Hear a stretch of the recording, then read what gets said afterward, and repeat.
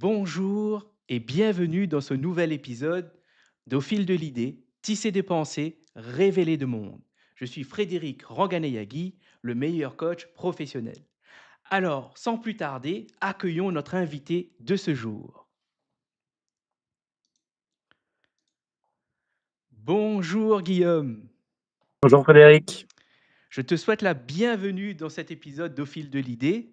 Est-ce que tu pourrais te présenter? Avec plaisir. Donc, je m'appelle Guillaume Dufresne. J'aurai 40 ans au mois de mai, donc c'est très bientôt. Je vis à Suresnes, dans les Hauts-de-Seine. Dans la vie, je suis ingénieur dans les énergies renouvelables. J'ai fait ça à peu près toute ma carrière. Donc ça fait une quinzaine d'années que je travaille dans ce secteur industriel. Mhm. J'ai deux jeunes enfants qui ont 4 ans et 7 ans. Je le dis parce que c'est très important, évidemment, dans ma vie quotidienne, mais aussi dans. Et puis, quelques mots aussi sur mes engagements du quotidien. Il y a quelques années, j'ai lu un livre de Cyril Dion qui s'appelle Petit manuel de résistance contemporaine. Euh, En gros, dans ce livre, Cyril Dion, important, si on veut faire bouger les lignes, de. Attends, il y a eu une coupure. Attends, je te coupe. Il y a une coupure. Est-ce que tu pourrais reprendre? Ce que j'ai entendu, c'est tu as lu un livre sur le Ouais, petit manuel de résistance et après, il y a de eu résistance une coupure contemporaine. D'accord. contemporaine. Donc, c'est un livre, donc petit manuel de résistance contemporaine. C'est un livre qui doit dater de 2016 ou 2017. Et dans ce livre, Cyril Dion fait les individuelles. C'est-à-dire, si vous voulez faire bouger les lignes, il faut faire collectif. C'est en faisant collectif que vous arriverez à avoir de l'impact. Et donc, moi, c'est devenu un peu une obsession chez moi, c'est de me dire comment est-ce que dans mes différentes sphères d'influence, je peux faire collectif pour booster mon impact sur le monde qui m'entoure. Et donc, j'ai fait collectif dans pas mal d'endroits, notamment au travail, où il y a 2 ans maintenant, on a lancé un collectif de salariés engagés et on est mobilisé sur 3 grandes au sens large du terme, mais en particulier l'égalité femmes-hommes. Et le projet, c'est pour ça que j'en parle, le projet des Chers Oubliés, dont on va parler longuement aujourd'hui, aussi par ce collectif de salariés. Voilà, c'est pas un projet important, mais on est aujourd'hui une douzaine de personnes à avoir contribué à ce projet dont je te parlerai certainement par la suite. Ok. Et tu as évoqué Chers oubliés et c'est un sujet qu'on va évoquer ensemble. Et avant de commencer, il y aurait une lecture à faire entendre aux autres. Est-ce que tu peux nous en dire un peu plus? Et je te laisse la main pour démarrer et envoyer la lecture. Ok. Donc oui, alors rapidement, le projet des Chers Oubliés part du constat que, alors que les femmes ont fait l'histoire au même titre que les hommes, et là-dessus, il n'y a aucun débat, Mm. au même titre que les hommes, elles en sont euh, presque totalement absentes. Et même les femmes dont on connaît le nom sont parfois très mal connues. Mm. Et donc, ça, c'est pas un constat que j'ai fait tout seul, hein, c'est un constat qui a été fait par de très nombreuses autrices. D'abord, il y a beaucoup de livres, il y a beaucoup de podcasts, il y a beaucoup de contenu, mais malgré ça, malgré le fait qu'il existe quand même des documentaires, des films, des podcasts, elles continuent à être mal connues. Et donc, nous, avec ce projet, on n'a pas l'objectif de renverser la table, mais on se voit un peu comme des porteurs et des porteuses d'histoire, et on se dit que la meilleure manière de sortir ces femmes de l'oubli, qu'elles soient d'ailleurs d'avant ou d'aujourd'hui, hein, on peut être oublié tout en vivant aujourd'hui, Mm. c'est de raconter leur histoire. Et nous, ce qu'on veut faire, c'est de raconter et avec une forme de récit qui, pour le coup, est assez particulière parce que tous les portraits de femmes illustres que nous écrivons le sont sous une forme épistolaire. C'est-à-dire, c'est comme si on leur écrivait une lettre. Mm. Euh, donc, les portraits commencent par Cher, puis le prénom de la femme dont on raconte l'histoire, et sont écrits en jeu et disent tu à la personne, ce qui permet une forme d'intimité dans le récit que à mon sens, ne permet pas un récit à la troisième personne, qui est Mmh. nécessairement un peu à distance. Mmh. Voilà. Ça, c'est ce que j'aime beaucoup dans cette forme-là, c'est qu'elle permet beaucoup de liberté créatrice. Et donc, le premier texte que je voulais partager, il est en hommage à ma fille, parce qu'en fait, alors évidemment, euh, euh, en tant que père, c'est très important pour moi de lui montrer des cas réels de Mmh. femmes d'exception, parce qu'en fait, avant, je lui disais un peu, ma chérie, tu peux faire ce que tu veux dans la vie, mais j'avais l'impression de lui mentir, parce qu'en fait, je ne connaissais aucun exemple. Mmh. Maintenant, ça fait bientôt 2 ans que j'ai commencé à travailler sur ce projet. J'ai littéralement découvert des milliers d'histoires. Quand je dis des milliers, c'est donc je sais que quel que soit le rêve de ma fille, je pourrais lui trouver des exemples. Mmh. Et donc j'ai l'impression que tu peux être ce que tu veux. Maintenant, je sais que alors elle aura beaucoup d'obstacles auxquels elle devra faire face, malheureusement, beaucoup plus que son frère qui a la chance d'être né homme, et le privilège d'être né homme. Mais en tout cas, je me sens un peu moins en décalage. Et ça, pour moi, c'est très important de pas trop me sentir en décalage par rapport à mes enfants. Voilà, j'ai pas envie de leur mentir, surtout sur des choses aussi importantes que les rêves qui sont les leurs et ce qu'ils pourront faire quand ils seront grands. Et donc vraiment, en fait, ce projet est dédié à mes enfants, mais vraiment, je leur dois parce qu'en fait, la première fois que j'ai entendu parler d'une femme oubliée, c'était via un podcast de France Inter qui s'appelle Les Odyssées, qui est un podcast pour enfants. Et donc, je l'ai écouté avec ma fille. Mais d'abord, sans forcément à quoi m'attendre, on m'avait recommandé ce podcast. Elle écoutait le podcast de France Inter de l'agent dessous, et puis je me suis dit, bah, on va l'écouter. Et en fait, avec elle, et via ce podcast, j'ai découvert des femmes, et je me suis dit, mais ça a été vraiment un choc de réalité. Je me suis dit, mais comment est-ce possible qu'à bientôt 40 ans, tu n'aies jamais entendu parler de la femme qui a inventé le cinéma? Mmh. Tu n'aies jamais entendu parler de la plus grande pirate de tous les temps? Tu n'aies jamais entendu parler de la femme qui a fait le tour du monde de Jules?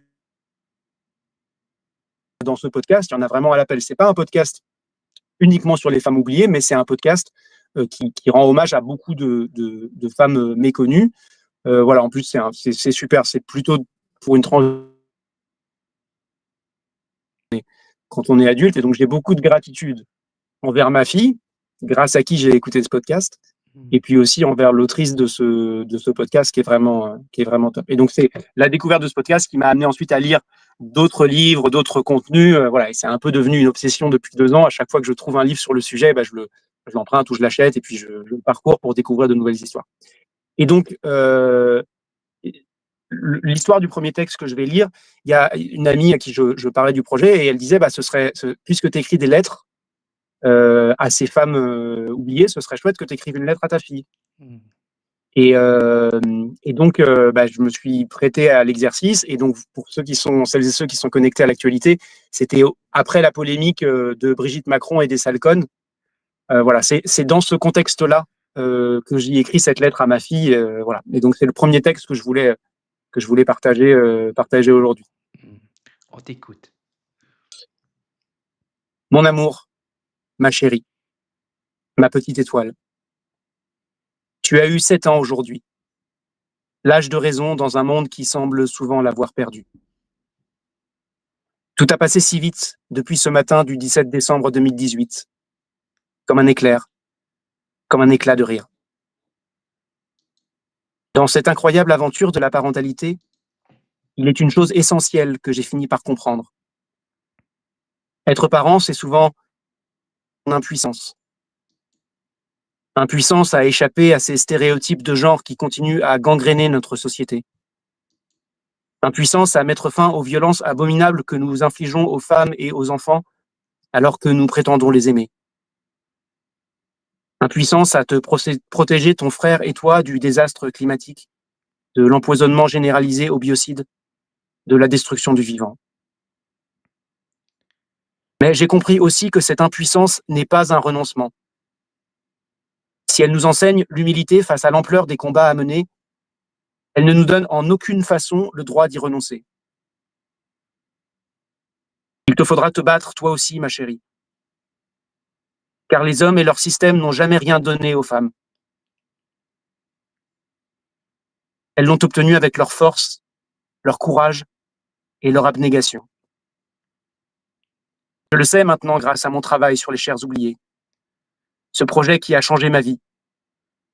Ce projet qui n'aurait jamais existé sans toi. Les hommes ne te donneront rien à toi non plus. N'écoute pas tous ces beaux parleurs en costume cravate. On voit chaque jour un peu plus à quoi ressemblent leurs grandes causes et leurs promesses.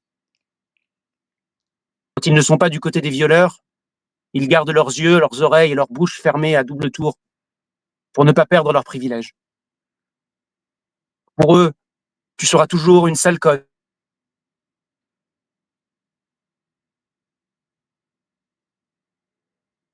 Tu seras toujours trop jeune ou trop vieille, trop discrète ou trop bruyante, trop grosse ou trop mince, trop ambitieuse ou trop timorée. Et ne m'écoute pas trop non plus, mon amour. Dans ce grand combat pour l'égalité, je suis presque aussi débutant que toi, du haut de tes 7 ans. Quant à moi, je te rêve libre, impertinente et chatoyante. Je te rêve debout, puissante et combattante. Combattante contre cette violence qui porte presque toujours les attributs de la masculinité. Cette certitude me déchire le cœur, mais c'est ainsi. Tu feras, comme toutes les femmes de cette planète, l'expérience de la violence masculine. Je ne peux me résoudre à t'apprendre à te méfier des hommes. Les faits me montrent pourtant chaque jour que ce serait le choix le plus rationnel. Je déteste donner des conseils, mais je te donnerai tout de même celui-là. Fais tout ce que tu peux pour ne jamais dépendre d'un homme. Cela mis à part, ma chérie, je n'ai à vrai dire qu'une seule chose à te dire. N'oublie jamais d'aimer. Car l'amour n'est pas une faiblesse. L'amour est une force immense, la seule capable de vaincre la haine et l'obscurantisme qui nous rongent le corps et le cœur. L'amour est un projet de résistance contre ceux qui veulent tout détruire au nom de leur pouvoir et de leur profit. Pour eux, mon amour, tu seras toujours une sale conne. Mais pour moi, ma chérie, tu seras ce que tu veux.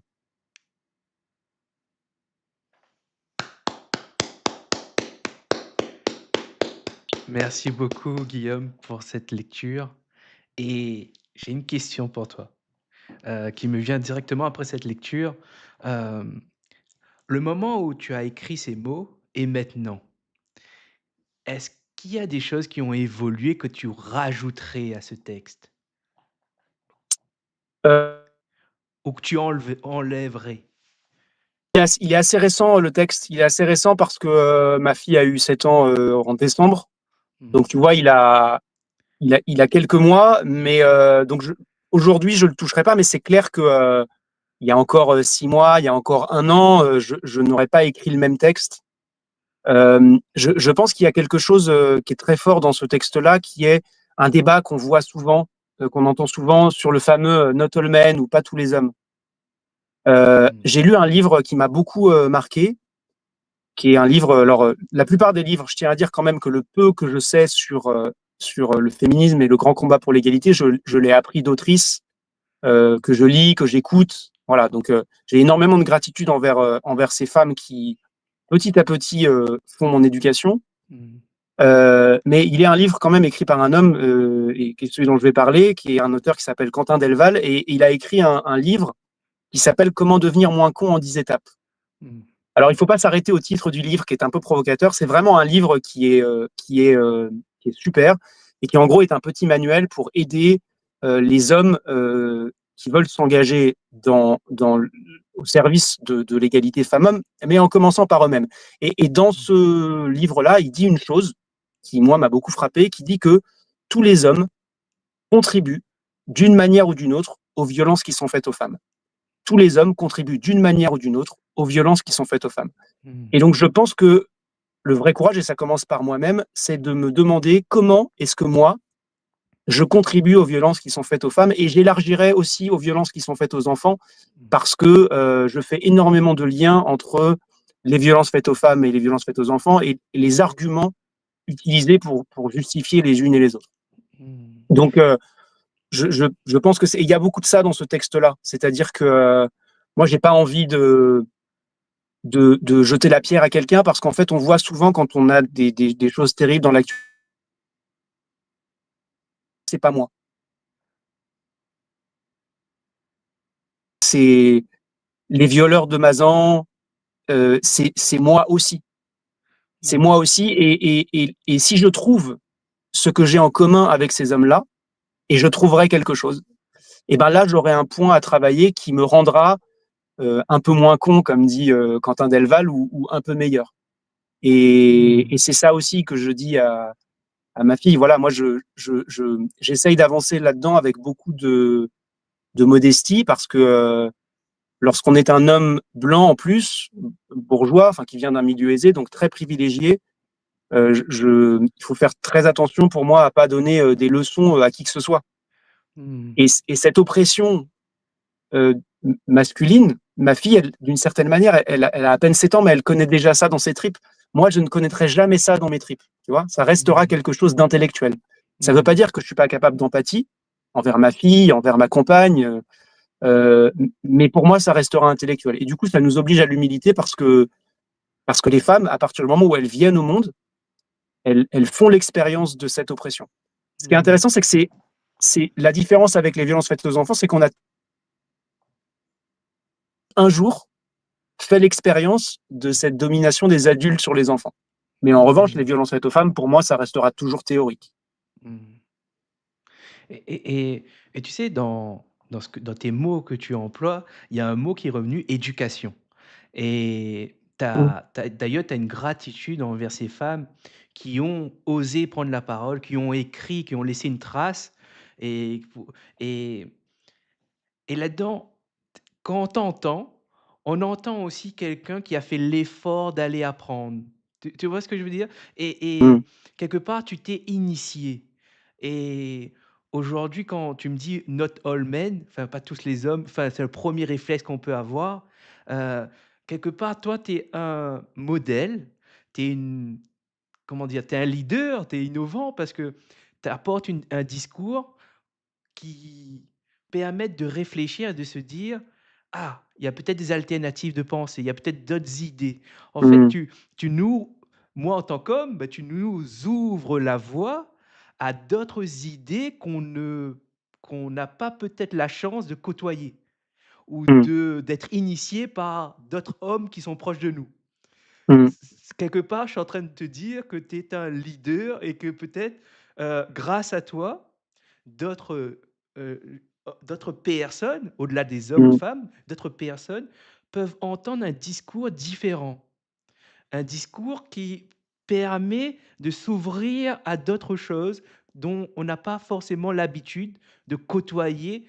Et tu as dit quelque chose qui est vraiment fort, c'est, toi, tu as vraiment fait cet effort et tu as pu faire cet effort, et dans ton discours, on reconnaît que tu as quand même cette notion que pas tous ont cette chance, cette opportunité, et ça, je trouve ça fort. C'est ça reflète ton humilité aussi, ta conscience. Tu sais mettre les choses à leur juste place, et ça, merci beaucoup pour, enfin, je suis content d'entendre ces mots-là. C'est-à-dire que, c'est vrai que tu as eu peut-être la chance de côtoyer ça, de connaître ça grâce à ta fille, tout ça, et tu penses aussi aux autres qui n'ont pas cette chance. Et toi, et je le rappelle, et je te laisserai le dire, où est-ce qu'on peut trouver ces textes? Où est-ce qu'on peut trouver ce projet que tu as fait? Y a-t-il un site internet? Mmh. Comment on fait si on veut te contacter pour en discuter?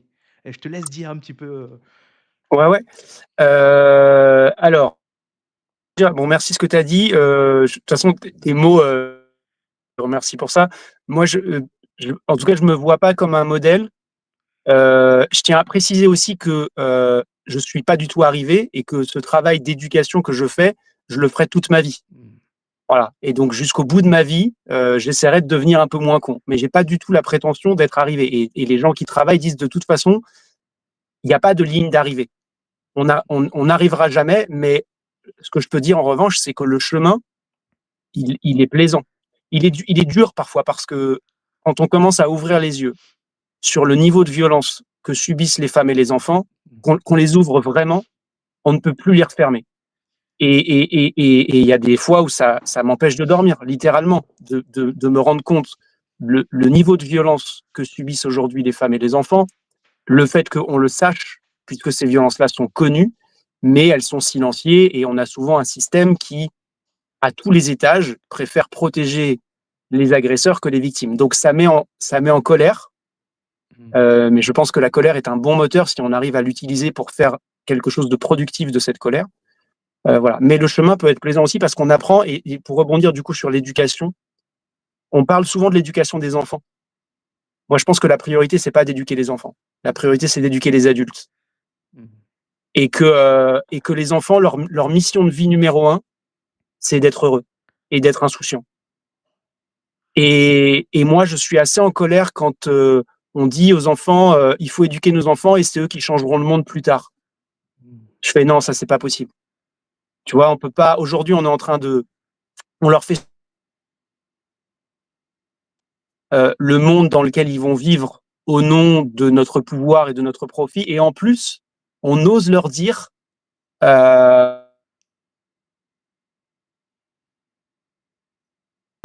qui est aujourd'hui une femme, mais elle était enfant, pour qui j'ai une immense admiration. Et Dieu sait qu'elle en prend plein la tête, mais c'est elle qui a dit le How dare you, comment osez-vous. Donc elle l'a dit aux Nations Unies, elle a dit exactement ce que je dis, c'est-à-dire comment vous, adultes, osez-vous nous dire formez-vous les enfants et c'est vous qui changeront le monde. Mais quand eux, ils seront en situation de pouvoir, le monde, il sera détruit. Ou en tout cas, il restera Mmh. toujours de la beauté. Mais voilà, donc la grande question, c'est où est-ce qu'on peut faire l'éducation des adultes, tu vois. Parce que les enfants vont à l'école, mais où les adultes ne vont plus à l'école, et donc où peut avoir lieu cette éducation. Et donc il faut en tout cas qu'on réfléchisse à un temps où on peut s'éduquer. Ça, c'est Mmh. très important. Comment est-ce que dans notre rythme où tout va à 1000 à l'heure, on arrive à s'éduquer en tant qu'adulte. Ça, c'est vachement important. Mmh. Et là, Et donc pour revenir, quelque ouais, part, vas-y, juste, ouais, tu es en dis-moi, train dis-moi. de dire, en fait, c'est une question de responsabilité. C'est-à-dire là, tu mets en jeu, tu as poses sur le tapis la question de la responsabilité de l'adulte. Mm. Et est-ce qu'il la prend et à quelle mesure, quels sont les moyens pour assumer cette responsabilité qu'il a envers soi-même déjà, pour s'épanouir, pour grandir, pour apprendre, et aussi ben, envers l'autre, les enfants, mais aussi les autres adultes. Enfin, pour moi, tu questionnes vraiment ce sujet-là, c'est la responsabilité de l'adulte. C'est le cœur, enfin Mm. pour moi, qu'est-ce que tu en penses? Est-ce que c'est le bon mot pour toi? Ah oui, oui, oui, complètement. Et globalement, je pense qu'aujourd'hui, nos responsabilités, je le parle dans la lettre, mais si on avait un observateur extérieur et objectif qui regardait notre société, je te parle de la France, hein, je ne vais même pas élargir au monde, voilà, parce qu'on a suffisamment à faire chez nous avant de regarder les autres pays, mais il regarderait la façon dont on traite les femmes et les enfants dans notre société, mais il dirait, mais vous les détestez en fait. Mmh. Tu vois, c'est cette hypocrisie. On dit, tout le monde, la plupart des parents disent, on aime nos enfants inconditionnellement, rien n'est plus important, mais dans ce cas-là, et la société va dire les mêmes choses. Tu vois, les institutions, les politiques, la justice. Mais dans ce cas-là, pourquoi est-ce qu'on leur fait subir des violences comme ça et pourquoi on ne fait rien pour réduire ces violences, rien ou presque, alors qu'on aurait les moyens, hein. Tu vois, Mmh. alors, il y a plein d'exemples, mais par exemple, l'Espagne a mis les moyens financiers et humains et ils ont divisé le nombre de féminicides par 3 en l'espace de quelques années.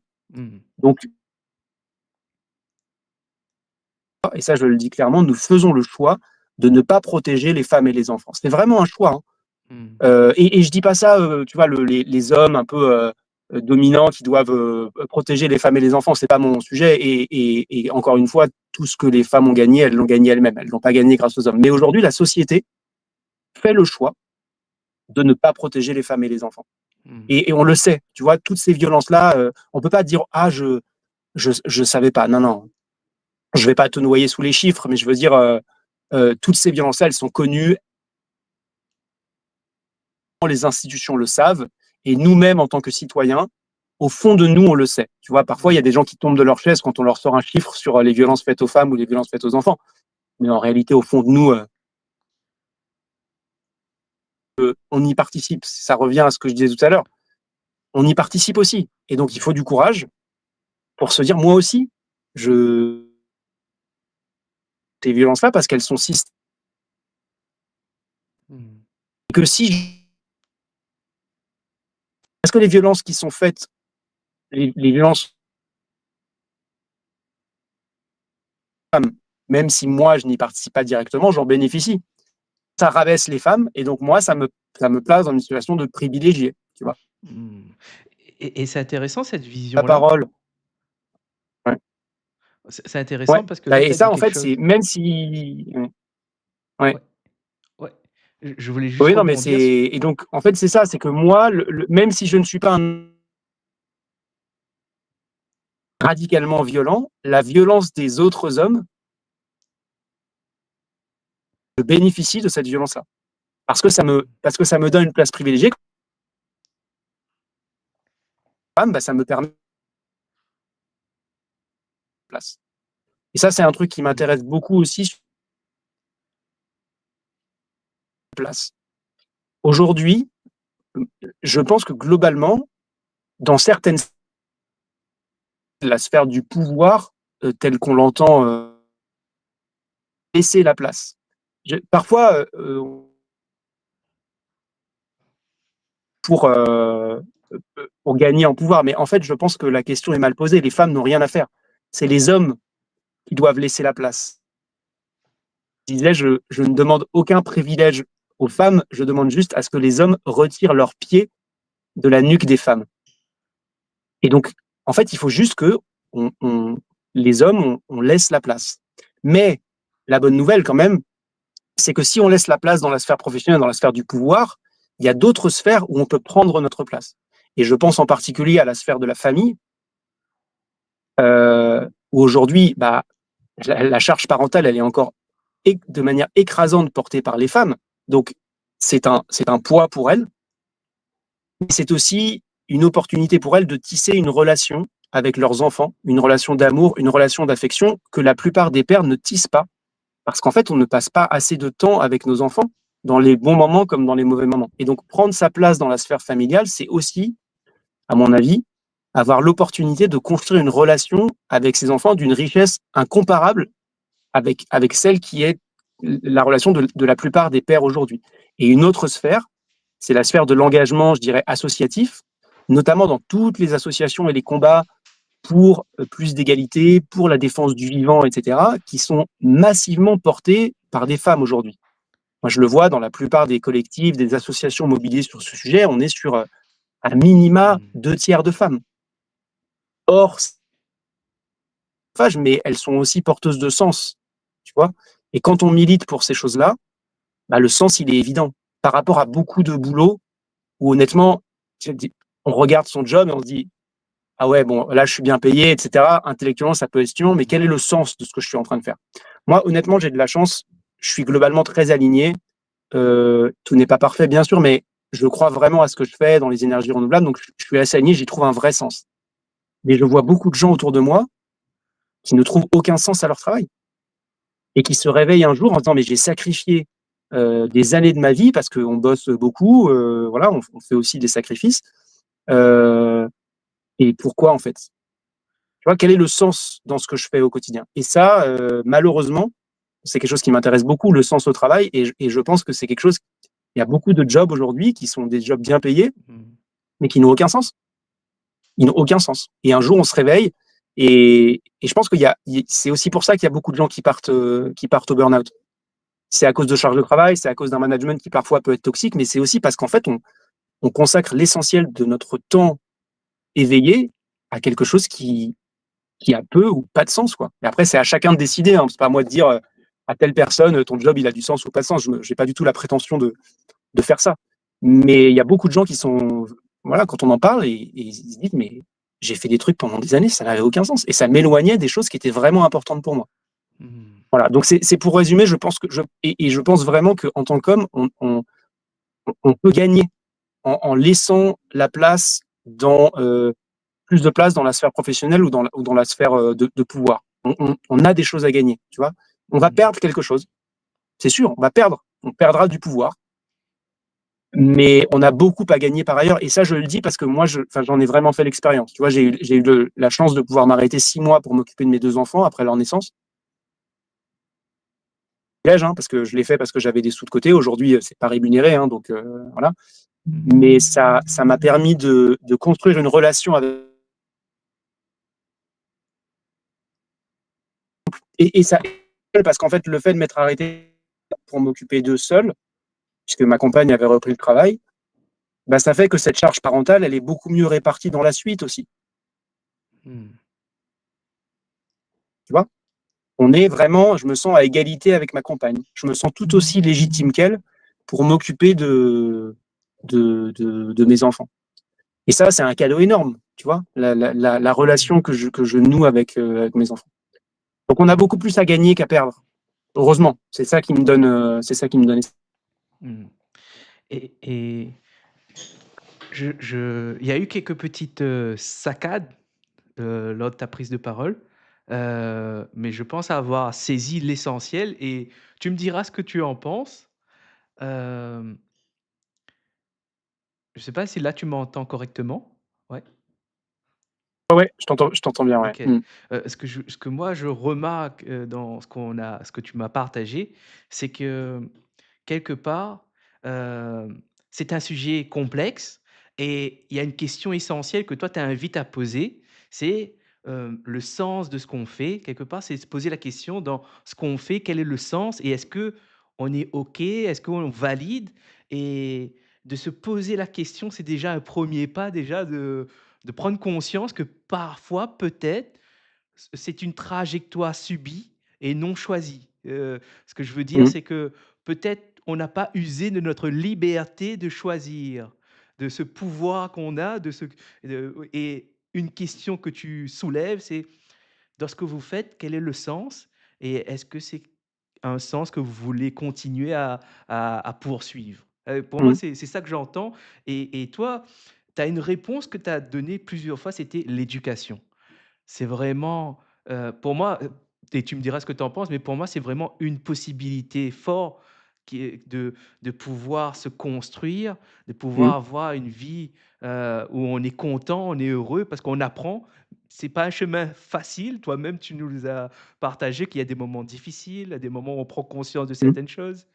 Mais il y a aussi des moments où on a du plaisir, où on est heureux, on est content et quelque part, si je te pose la question, est-ce que ça vaut le coup de prendre ce chemin d'éducation, de s'intéresser à des sujets?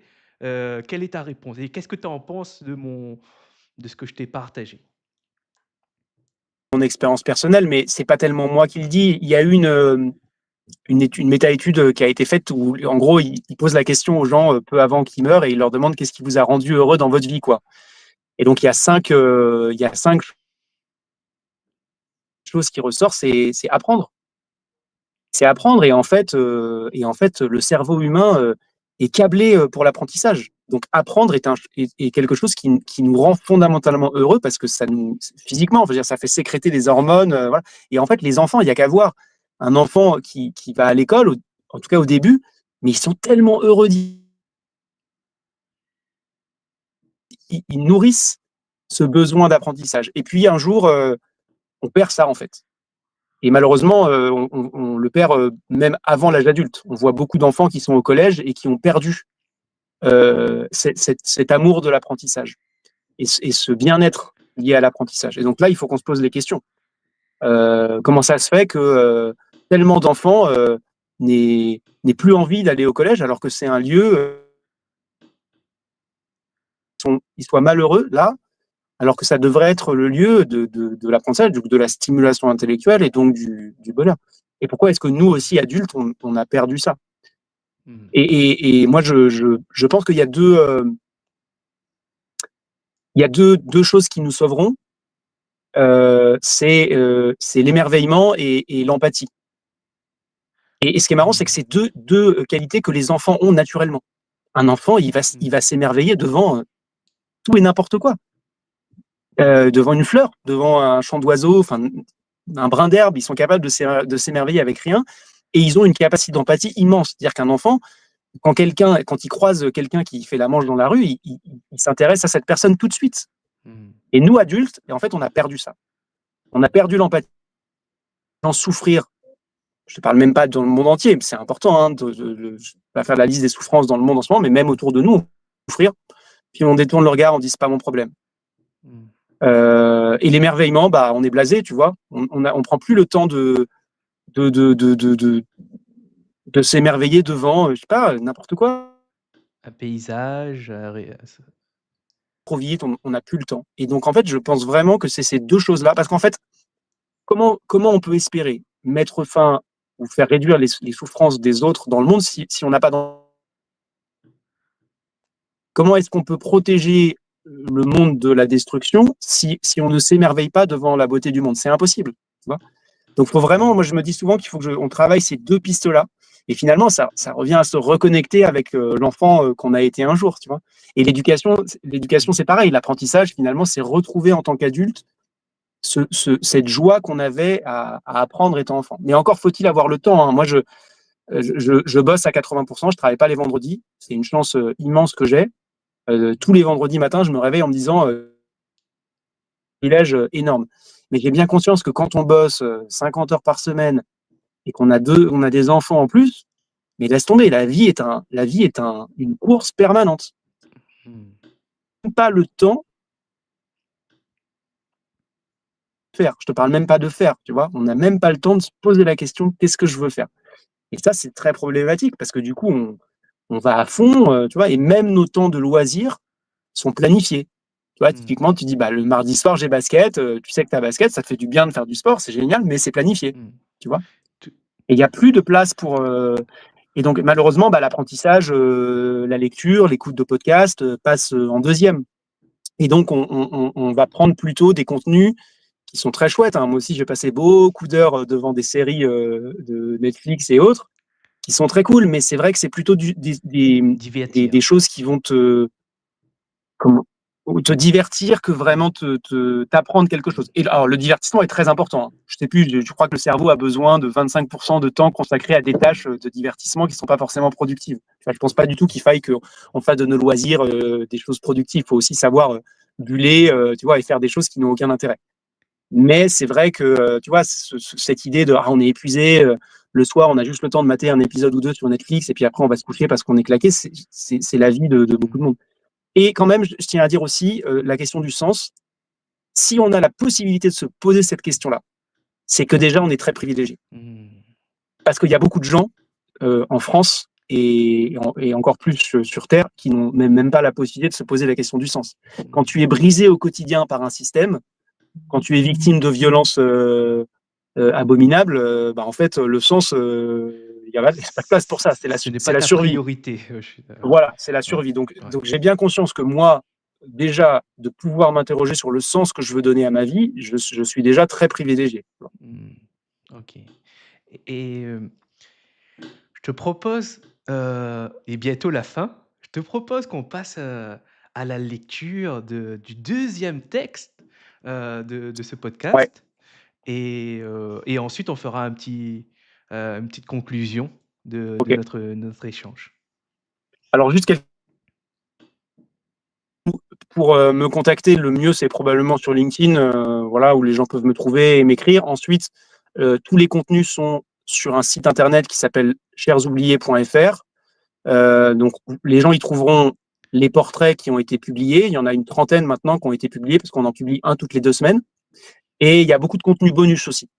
On a fait une page sur les pionnières de l'histoire, on a fait une page sur les découvreuses, on a fait une page, une anthologie des prénoms, une anthologie des dates de naissance. C'est-à-dire que vous pouvez aller sur le site et trouver une femme exceptionnelle qui est née le même jour que vous. Mmh. Il y a une page que j'aime beaucoup où on a rassemblé des textes de poétesses de toutes les époques. Voilà, donc il y a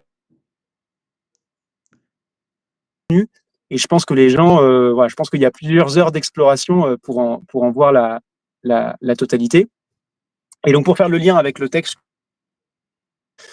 la plupart des portraits sont consacrés à des femmes, mais sur peut-être les 25 portraits que j'ai écrits aujourd'hui, donc il y a mes portraits, et sur le site, il y a des portraits écrits par d'autres personnes aussi.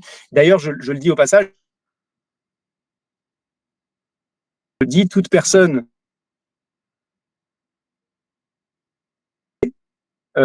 a la possibilité de le faire. et sous réserve de respecter quelques règles de forme, etc., on sera ravi de publier les portraits sur le site internet. C'est très important pour moi la dimension collective. Et donc sur ces portraits, j'en ai quand même écrit pas mal qui sont adressés à des enfants. Et donc sur le site internet, il y a une page qui s'appelle À nos enfants, dans lesquelles il y a 3 ou 4 portraits qui ont été, donc lettres qui ont été écrites à des enfants. Donc il y a la lettre à ma fille, et puis il y en a d'autres. Et un des portraits qui est fait là-bas,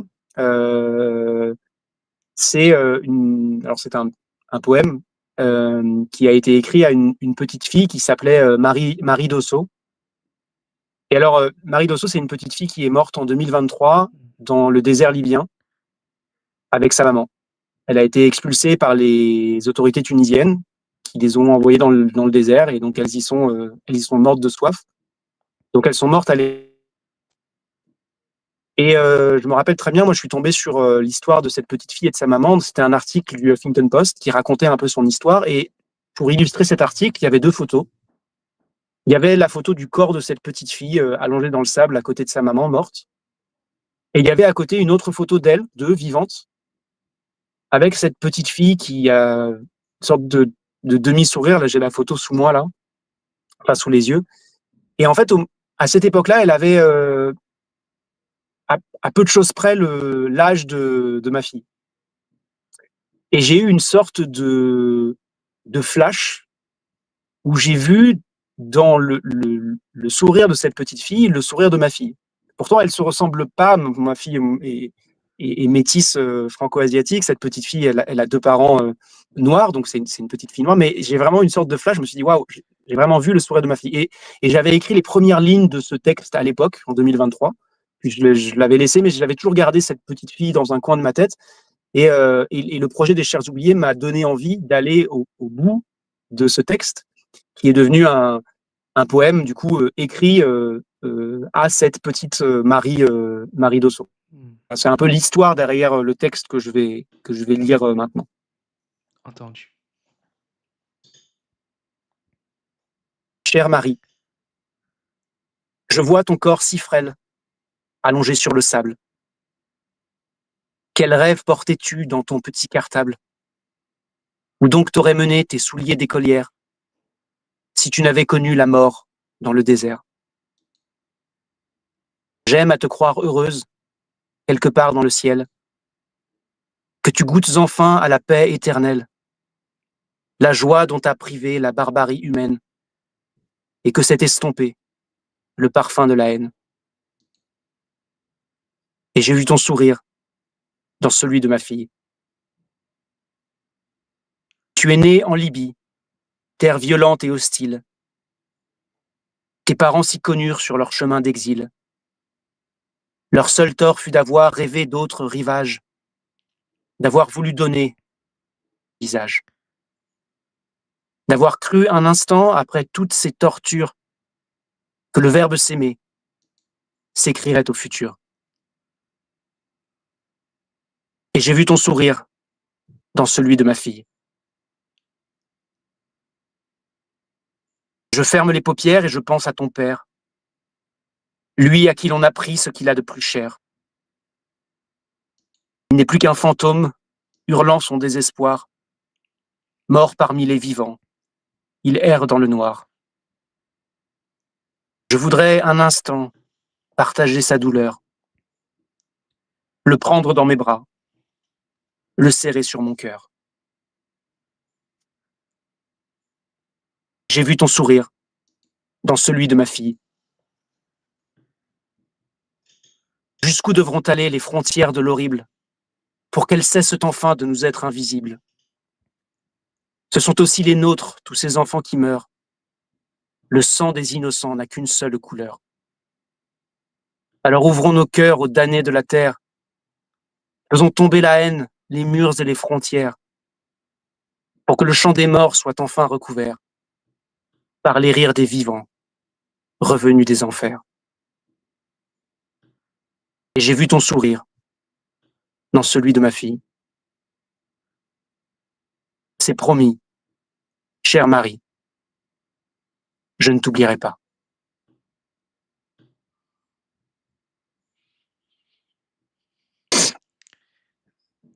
On le rappelle, c'est un texte qui vient de toi, qui a une histoire aussi et que et qu'en tant qu'auteur, tu as vraiment mis ton cœur, tu as mis ton tu as vraiment déposé une partie de toi, une partie d'intime de toi dans ces mots et Ouais. merci en tout cas de nous partager cette partie de Guillaume. Non, mais c'est vrai, j'ai mis beaucoup de moi, de mon émotion de papa, j'ai mis beaucoup de ma colère aussi parce que, tu vois, il y a des enfants qu'on ne peut pas sauver. Mmh. Il y a des enfants, il y a des conflits géopolitiques dans le monde où des enfants meurent et on ne peut pas d'un claquement de doigts aller sauver ces enfants. En revanche, je pense à tous les enfants qui aujourd'hui se noient en mer Méditerranée. Eux, aujourd'hui, demain, on peut les sauver. Mmh. Si on affrète des bateaux et on va les sauver. Donc cela, enfin, tu vois, cela, on n'a aucune excuse. Et non seulement on ne le fait pas, mais en plus on criminalise les associations qui font le travail que les États devraient faire. Et ça, c'est vrai que c'est quelque chose, me dire moi que il y a des enfants de l'âge des miens qui aujourd'hui se noient en Méditerranée alors qu'on pourrait les sauver, tu vois. Je te parle même pas après de l'accueil, ça m'intéresse pas, tu vois. C'est déjà ne pas laisser mourir. Mmh. Donc on fait le choix de laisser mourir des enfants. On fait le choix de laisser mourir des enfants. Et ça, moi, c'est inacceptable. Mmh. Il y a pas de, on peut pas accueillir toute la misère du monde. Non, non, ça vient après. Mais d'abord, un enfant qui se noie, on le sauve, c'est tout. Enfin, un être humain, hein, de toute façon, mais a fortiori un enfant, tu vois. Mmh. Et où est notre empathie? Peut-être que moi, un jour, c'est moi avec mes enfants qui serait sur un bateau, tu vois, quelque part, et on me laissera me noyer avec mes enfants. Non, c'est pas possible. Tu vois, où est notre humanité quand on accepte ça? Ça, Mmh.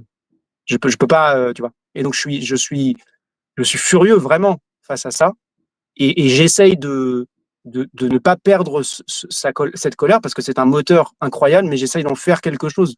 Et c'est aussi ce que j'ai voulu faire avec ce texte-là. Tu vois. Mmh. Et c'est en fait, moi, en tant que personne, quand j'entends de ce que tu fais, de ce que tu comment tu le formules, je me rends bien compte que tu as fait beaucoup d'efforts avant d'arriver à là et que la fluidité dans tes mots, la fluidité dans l'expression de tes mots, heu ce n'est pas arrivé comme ça, il y a eu un gros travail. On sent bien que tu as fait beaucoup d'efforts et tu nous as partagé un peu que tu t'es renseigné, tu es parti t'éduquer, tu es parti te faire initier.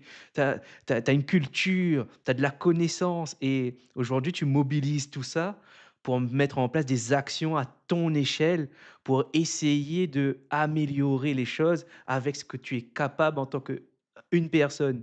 Mais Mm. s'il y a plusieurs personnes qui découvrent et qui commencent aussi à le faire, ça peut faire bouger les choses. Ça peut engranger un mouvement beaucoup plus impactant et Mais c ça, c'est sûr. mmh, Et même, moi, j'invite les gens à se mettre en relation avec des gens qui agissent autour d'eux parce que ça donne beaucoup de force. Tu vois, si on est tout seul dans son coin, on s'épuise et puis mmh on renonce, quoi. Mais il faut vraiment essayer de se mettre en relation parce que ça donne beaucoup de force. et Voilà. Ça, pour c'est hyper conclure important, notre ouais. échange, j'aimerais te proposer de me faire un récap des 3 ou 4 idées importantes à retenir pour ceux, qui écouteront ou qui redécouvriront cette vidéo plus tard. Alors, l'importance du collectif. Faites collectif partout où vous pouvez. N'agissez pas dans votre coin, mais mettez-vous avec des gens qui veulent aussi faire bouger les lignes, parce que ça vous donnera de la force.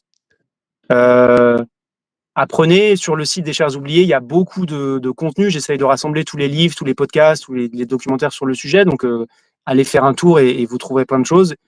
Et puis, ça, je sais que c'est difficile, mais essayez peut-être de se créer du temps libre, du temps de vie disponible, quoi, pour pouvoir, voilà, et peut-être travailler son empathie, regarder autour de vous, et interrogez-vous de quelle manière vous contribuez aussi aux, aux, aux violences qui sont faites, et quel est votre pouvoir d'agir dessus, quoi. C'est ce que je dirais. OK. Merci beaucoup Guillaume. l'épisode de Fil de l'idée se termine ici. Je te remercie d'avoir accepté l'invitation. Un dernier mot de la fin et on s'arrête là. Écoute, un grand merci à toi pour l'invitation. C'était un plaisir mais c'était super. Donc, merci beaucoup d'avoir pensé à moi. Et puis, j'espère que le contenu que les gens trouveront sur le site leur plaira. Merci Guillaume.